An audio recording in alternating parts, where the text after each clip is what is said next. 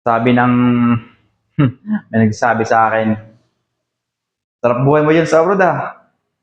Ah, feeling ano ka diyan, feeling binata. Pasarap buhay ka lang diyan. Ginagawa mo kung ano yung mga gusto mo."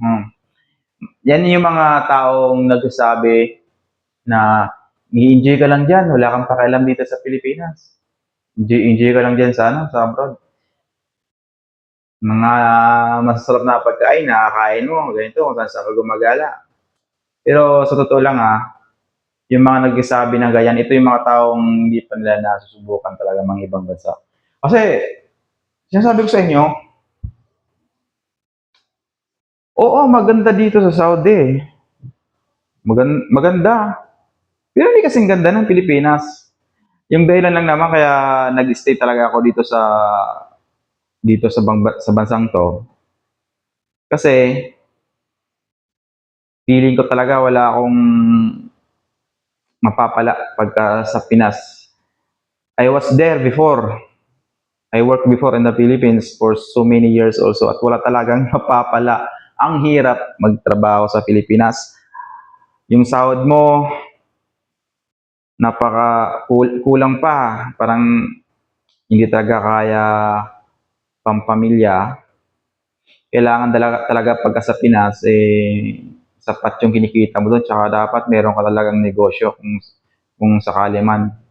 Kailangan mo talaga ng galingan mo sa diskarte. Pero kung paycheck to paycheck doon, napakahirap magtrabaho. Napakahirap. Tatrabaho ka, yung sahod mo halos kulang, di pa umabot ng isang buwan. Tapos, pag malayo ka pa sa work, magta-transportation ka pa. Yun, nabawasan pa doon yung gasawin mo, halos 30% doon mapupunta lang doon sa pamasahe mo siguro, isang buwan. Sobra pa. Dito naman, no, sa abroad, yung nagsasabing pasarap buhay dito, feeling binata. Hindi rin. Kaya dito yung trabaho. Kung sa trabaho, para sa akin, mas gusto ko yung trabaho dito, hindi ganun kabigat kumpara dun sa ano. Tsaka mas malaki nga, medyo malaki yung sahod dito. Tsaka yung kinagandaan lang dito, hindi na ako namumroblema ng transportation. Kasi yung trabaho ko, nasa baba lang din mismo nitong ano, accommodation ko. Tsaka libre na yung bahay. Kaya parang naging komportable na rin ako. Tsaka di hamak na mas malaki yung kikitain dito kumpara sa Pilipinas. Pero yung lungkot, yun lang. Tapos yung sinasabi nilang masarap yung kinakain dito sa abroad, hindi rin. Kung sa pasarapan lang naman ang kinakain, mas masarap yung kinakain natin sa Pilipinas. Kasi sa Pilipinas, anytime na gusto mong kumain ng gusto mo, meron. Labas ka lang doon, punta ka sa mga karinderya, may mga tiyanggi-tiyanggi dyan, or kaya may mga pwesto dyan na nagtitinda ng pagkain. Kung gusto mong kumain ng adobo, ginataan, andun yung paborito mong dinuguan, or kung ano man yan, pakbit. Napakadali lang bumili ng gusto mong kainin. Kung gusto mong kumain ng tuyo, ng mga seafoods, andun, napakadali doon, baboy, andun lahat. Dito, hindi. Kung gusto mo kumain ng tuyo dito, hirap kasi hindi na makagayat ng Pilipinas sa paglabas mo ng accommodation dyan, may tindahan, wala.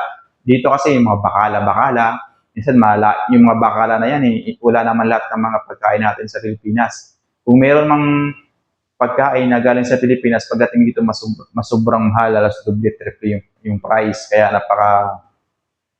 hirap bumili, tapos hindi pa minsan sariwa, lalo pag bumili ka ng mga ng mga tuyo. Pagdating mo diyan sa mga bakala, halos minsan sa sobrang tagal na hindi na talaga fresh. Iba na yung lasa kapag bumili ka. Kasi nga, ang layo ng pinagagalingan. Sa atin pa, sa Pilipinas. Tapos pagdating dito, sobrang mahal. Saka sinasabi yung may nagsasabi minsan sa akin, pasarap buhay ka dyan, feeling binata ka. Kala nyo lang ganun. Dito pag sa ibang bansa, maaring kakayanin mo yung trabaho. Pero yung lungkot dito na yung mag-isa ka lang malayo ka sa pamilya mo, na yung tipong hindi mo halos magamit yung sarili mong wika at Tagalog kasi sinong kakausap. Lalo pag mag-isa ka lang dito, ay mga nakakausap mo, mga ibang lahi yan. Ay, kausapin mo ng Tagalog. Hindi mag-English ka na mag-English, dinugo ng dinugo yung ilong mo nun. Di ba? Kaya ewan ko lang sa mga nagsasabing the best daw yung buhay dito. Alam nyo, kaya nagtsatsaga lang naman talaga. Ako, nagtsatsaga lang talaga ako dito kasi siyempre, may mga pangarap tayo sa buhay na in the future, may gusto tayong gawin, kaya nag-iipon tayo. Pero dito, kailangan mo ng sobrang habang pasensya kasi pag may mga katrabaho ka, siyempre mga ibang lahi, mga yan, kailangan mo talaga dito ng isang katutak na sobrang haba ng pasensya kasi kung hindi ka marunong makikisama, hindi ka marunong mag-control ng emosyon mo, mapapaaway ka sa baka mapahama ka lang dito. Isa pa yun, kailangan talagang magtimpi dito, makikisama, kailangan mong matutunan paano mag-control ng emosyon mo. Huwag ka basta-bastang padalos-dalos. Kung sa Pilipinas, para kang wala kang pakialam. Pag galit ka. Kailangan mo ilabas yung galit mo. Dito, kahit minsan alam mo nang sumusobra ng mga kasama, no? Pero minsan talaga, kailangan mo talagang matutong magtimpi, na-control. Kasi nasa ibang bansa ka eh. Anytime, pagka hindi mo kinontrol yung emosyon mo, padalos-dalos ka lang sa galit mo, maya nakulong ka pa. Kaya, isa yun sa mga struggle dito, no? Tapos yun, yung malayo pa lang sa pamilya, sobrang malayo. Kung iwan ko lang mahirap kasi explain kapag hindi nyo pa talaga na susubukan yung magtrabaho sa ibang bansa. Yung mga nagsabi na pasarap buhay lang. Madaling sabihin yun. Pero kung try nyo, mga ibang bansa muna. Yung feeling pa lang na mag-isa ka lang, tapos ang layo mo sa pamilya mo. At lalo na kapag meron ka na talagang asawa, may mga anak ka na. Isa rin sa mga dahilan na kailangan mong isakripisyo yung relasyon nyo. Kadalasan, sa mga nagtatrabaho sa abroad, mga OFW, papansin ko lang kadalasan, nasisira yung pamilya. Mabilis masira yung pamilya, yung pagsasama nyo bilang mag-asawa. Totoo yan. Pansin ko yan. Ang daming OFW na pagka nasa ibang bansa na nagkakahiwalay ng asawa nila. Kasi alam niyo kung bakit. Mahirap kasi pagka once na yung mag-asawa ay merong hindi pagkakaunawaan at malayo sila sa isa't isa. Napakahirap. Alam niyo yun, pakiramdam na parang ang hirap intindihin ng isa't isa. Kasi hindi kayo magkasama eh. Unlike kapag magkasama kayo, pagka nagkaroon kayo ng hindi pagkakaunawaan, pwede mo siyang yakapin, pwede mong lambingin. Pagkatapos lambingan, gagawa ulit ng panibagong baby. Alam niyo yun? Madaling ma-solve yung problema. Madaling ayusin yung away ng mag-aasawa kapag magkasama kayo. Kahit anong away nyo pa dyan. Nagtabi ulit kayo matulog.